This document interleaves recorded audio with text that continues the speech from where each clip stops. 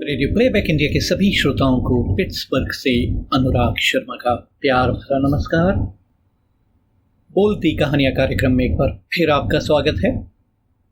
आज आपकी सेवा में प्रस्तुत है जितेंद्र भटनागर का परिहास। शीर्षक है छिपकली। वाचन अनुराग शर्मा का।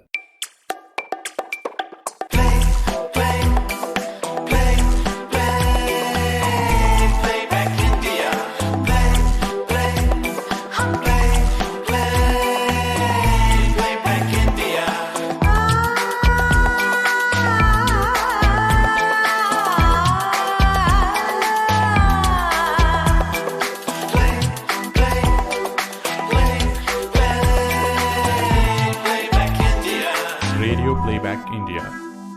लोग हमें मक्खी मार कहते हैं, इसलिए नहीं कि हम निठल्ले हैं, बल्कि इसलिए कि मक्खी मारने में हमें महारत हासिल है। मक्खी मारना हमने बचपन से ही शुरू कर दिया था। गांव की गंदगी के बारे में कुछ कहने की ज़रूरत नहीं है, गांव तो होते ही गंदे हैं। अब गंदगी में मक्खी मच्छर पैदा नहीं होंगे तो और क्या होगा।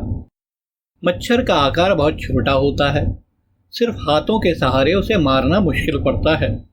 हालांकि इसमें भी किसी हद तक कामयाब हुए हैं हम, लेकिन जिसे हमने कला के स्तर तक पहुंचाया है तो वो है मक्खी का शिकार। अमरीकियों के पास बेइंतहा दौलत है। ये दौलत ही उनकी परेशानी का सबब है। वे परेशान हैं कि इस दौलत का करें तो क्या करें। इसके लिए उन्हें अजीबोगरीब किस्म की हरकतें करनी पड़ती हैं। अमरीकी समुद्र में पानी के नीचे शादी कर लेते हैं, कभी हवा में लटकते हुए, छत में रस्सी बांधकर नहीं बल्कि खुले आसमान में पैराशूट से कूद के। हिंदुस्तानी बेचारे इस उधेड़ बुन में ही दुनिया से कूच कर जाते हैं कि पानी के नीचे अग्निदेव को कैसे आमंत्रित करेंगे, और आसमान में अगर किसी तरह हवन कुंड टांग भी लिया तो वर कन्या को उसके फेरे किस प्रकार लगवाएंगे। रिसर्च में भी बहुत पैसा लगाते हैं ये अमरीकी। अच्छी बात है, रिसर्च करके ही तो चांद तक पहुंच गए। कुछ सिरफिरे ऐसे भी हैं जो सिर्फ रिसर्च करने के लिए रिसर्च करते हैं। अरे रिसर्च के लिए विषयों की कमी है क्या। मछली पानी में तैरती है तो भला क्यों, रिसर्च करनी पड़ेगी। कुत्ता भौंकता है तो क्यों, रिसर्च करनी पड़ेगी। एक सज्जन ने मक्खी पर रिसर्च करके ये महत्वपूर्ण जानकारी हासिल की कि मक्खी जब उड़ती है तो जितनी देर आपको ताली बजाने में लगती है उतनी देर में वो 2 इंच अपने सामने बाईं तरफ उड़ती हुई 4 इंच ऊपर उठ जाती है। इसलिए मक्खी को अगर बिल्कुल ऊपर पहुंचाना है तो उसके 4 इंच ऊपर 2 इंच बाईं तरफ ताली बजाइए, कामयाबी शर्तिया मिलेगी। ये पूछने पर कि फुटा लाकर पैमाइश करने तक मक्खी अपनी जगह बैठी रहेगी या नहीं, तो वे बगले झांकने लगे। हमने जब अपना मक्खी मार करियर लॉन्च किया था तब ये खोजकर्ता पैदा नहीं हो पाए थे, इसलिए उनकी रिसर्च का लाभ उठाने से वंचित रह जाने के बावजूद हमने मक्खी मारने में वे ऊंचाइयां हासिल की कि क्या बताएं। हमें फ़क्र है कि एक बार जब हमने आल पिन को भाले की तरह मक्खी के सीने के पार किया तो तालियों की गड़गड़ाहट से हम बहरे होते होते बचे थे। माँ कहा करती थी, जो जन्म लेता है उसकी मृत्यु निश्चित है।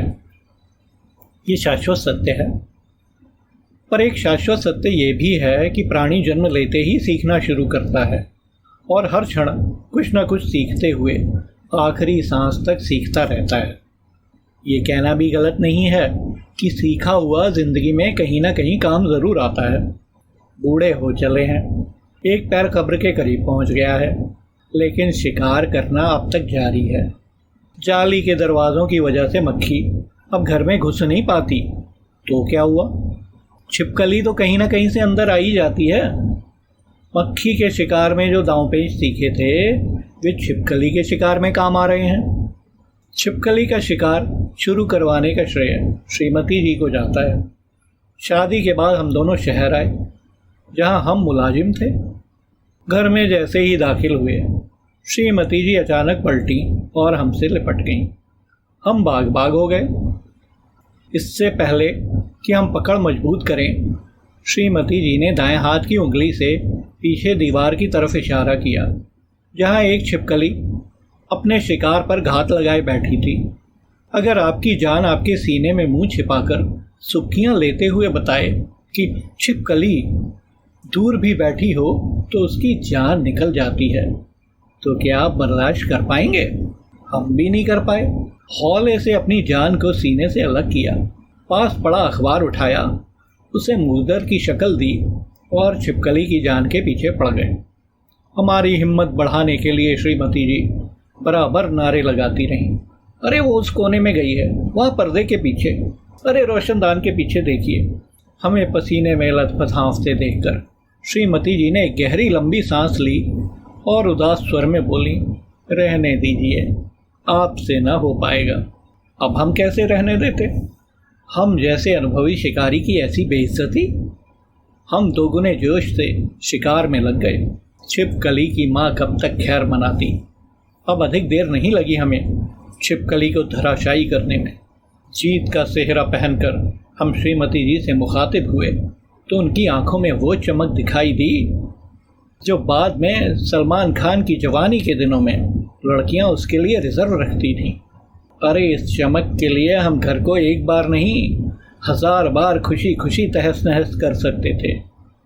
वो दिन है और आज का दिन 45 साल।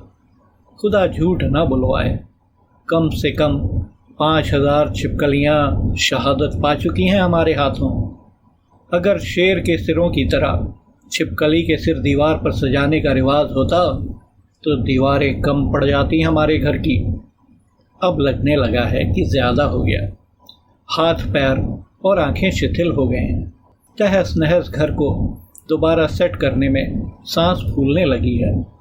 मन तो है कि साफ साफ कह दें श्रीमती जी से कि अब ये हमारे बूते का रहा नहीं, पर कह नहीं पाते।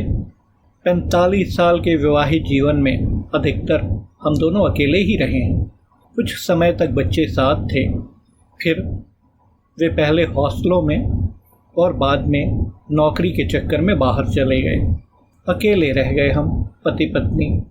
उस अकेले रहने में और कमबख्त लॉकडाउन में अकेले रहने में बड़ा फ़र्क है। 2 महीने से ऊपर होने को आए। श्रीमती जी के अलावा किसी और की शक्ल देखने को नहीं मिली। उनकी आंखों में अब वो वाली चमक नहीं थी। छोटी छोटी बातों पे झगड़ा होने लगा।